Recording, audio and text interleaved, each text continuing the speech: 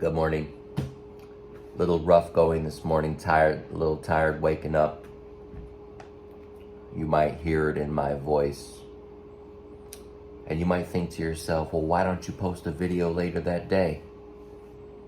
Because we have a schedule to keep. I need to have these videos posted before the sun comes up so that when I start to build an audience, you have videos to enjoy for that day. I have considered the possibility of pre-recording these videos. I don't think it's necessarily important that a reading be done on the day that it's posted. Maybe might improve the quality. We'll see. We continue in our story, Gospel of Luke, chapter 9. One day, Jesus called together his 12 disciples and gave them power and authority to cast out all demons and to heal all diseases. Then he sent them out to tell everyone about the kingdom of God and to heal the sick. Take nothing for your journey, he instructed them. Don't take a walking stick, a traveler's bag, food, money, or even a change of clothes. Wherever you go, stay in the same house until you leave town. And if a town refuses to welcome you, shake its dust from your feet as you leave to show that you have abandoned those people to their fate. So they began their circuit of the villages, preaching the good news and healing the sick. When Herod Antipas, the ruler of Galilee, heard about everything Jesus was doing, he was puzzled. Some were saying that John the Baptist had been raised from the dead. Others thought Jesus was Elijah or one of the other prophets risen from the dead. I beheaded John, Herod said. Who is this man about whom I hear such stories? And he kept trying to see him. When the apostles returned, they told Jesus everything they had done. Then he slipped quietly away with them toward the town of Bethsaida. But the crowds found out where he was going and they followed him. He welcomed them and taught them about the kingdom of God, and he healed those who were sick. Late in the afternoon, the 12 disciples came to him and said, Send the crowds away to the nearby villages and farms so they can find food and lodging for the night. There is nothing to eat here in this remote place. But Jesus said, You feed them. But we have only 5 loaves of bread and 2 fish, they answered. Or are you expecting us to go and buy some food for this whole crowd? For there were about 5,000 men there. Jesus replied, Tell them to sit down in groups of about 50 each. So the people all sat down. Jesus took the 5 loaves and 2 fish, looked up towards heaven, and blessed them. Then breaking the loaves into pieces, he kept giving the bread and fish to the disciples so they could distribute it to the people.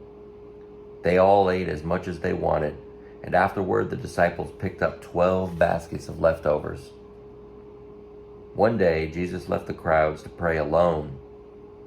Only his disciples were with him, and he asked them, Who do people say that I am? Well, they replied, Some say John the Baptist, some say Elijah, and others say you are one of the other ancient prophets risen from the dead. Then he asked them, But who do you say I am? Peter replied, You are the Messiah, sent from God. Jesus warned his disciples not to tell anyone who he was. The Son of Man must suffer many terrible things, he said. He will be rejected by the elders, the leading priests, and the teachers of religious law. He will be killed, but on the 3rd day he will be raised from the dead. Then he said to the crowd, If any of you wants to be my follower, you must turn from your selfish ways, take up your cross daily, and follow me. Daily. If you are trying to hang on to your life, you will lose it. But if you give up your life for my sake, you will save it. And what do you benefit if you gain the whole world but are yourself lost or destroyed? If anyone is ashamed of me and my message, The Son of Man will be ashamed of that person when he returns in his glory and in the glory of the Father and the holy angels. I tell you the truth, some standing here right now will not die before they see the kingdom of God." About 8 days later, Jesus took Peter, John, and James up on a mountain to pray. And as he was praying, the appearance of his face was transformed, and his clothes became dazzling white. Suddenly 2 men, Moses and Elijah, appeared and began talking with Jesus. They were glorious to see, and they were speaking about his exodus from this world, which was about to be fulfilled in Jerusalem. Peter and the others had fallen asleep. When they woke up, they saw Jesus' glory and the 2 men standing with him. As Moses and Elijah were starting to leave, Peter, not even knowing what he was saying, blurted out, "Master, it's wonderful for us to be here. Let's make 3 shelters as memorials, one for you, one for Moses, and one for Elijah." But even as he was saying this, a cloud overshadowed them, and terror gripped them as the cloud covered them.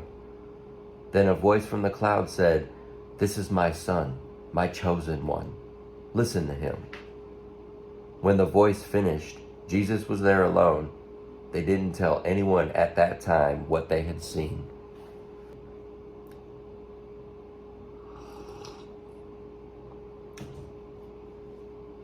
The next day, after they had come down the mountain, a large crowd met Jesus.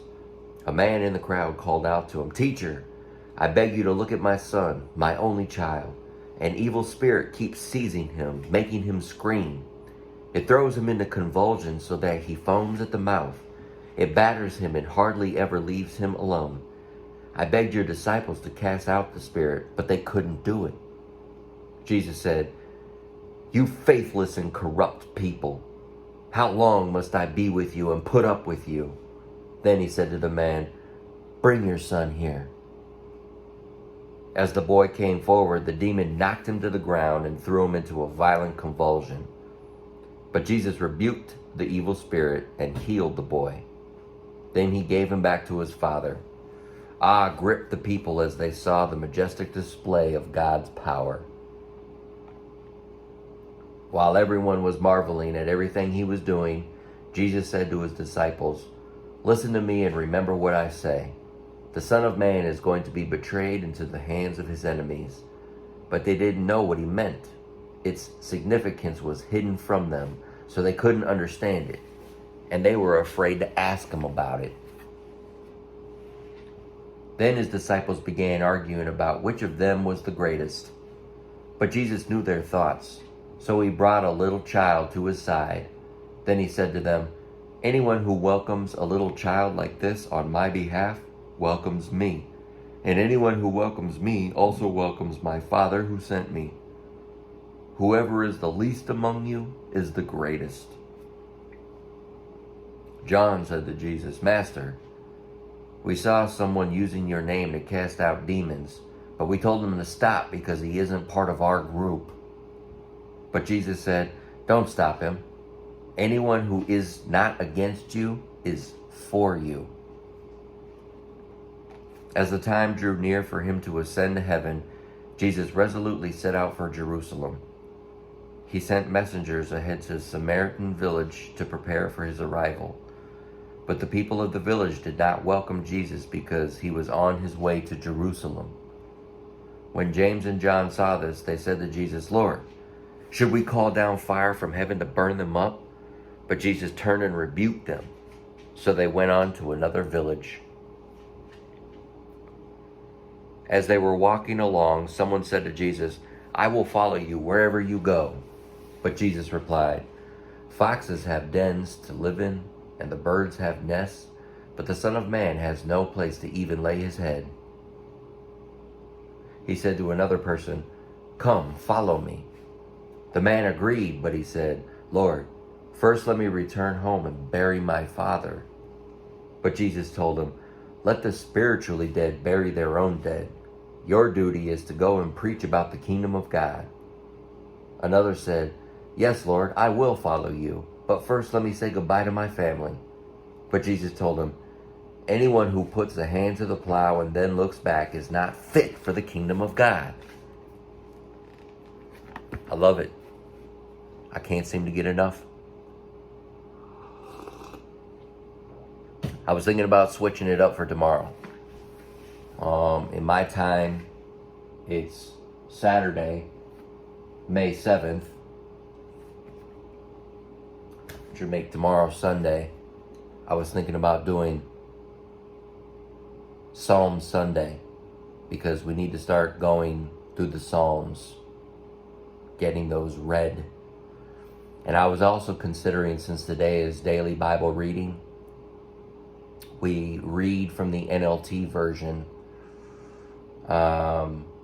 So either A, by the time we have gone through the entire NLT version, we either reread it again, or I was considering we should read Bible translations. Like we should read the King James Version, the ESV, the NSV, New King James Version. Just make that a regular thing. If you're watching this and you got an opinion, go ahead and leave your thoughts in the comments. For everyone else, like and subscribe. We'll see you tomorrow in the next daily Bible reading.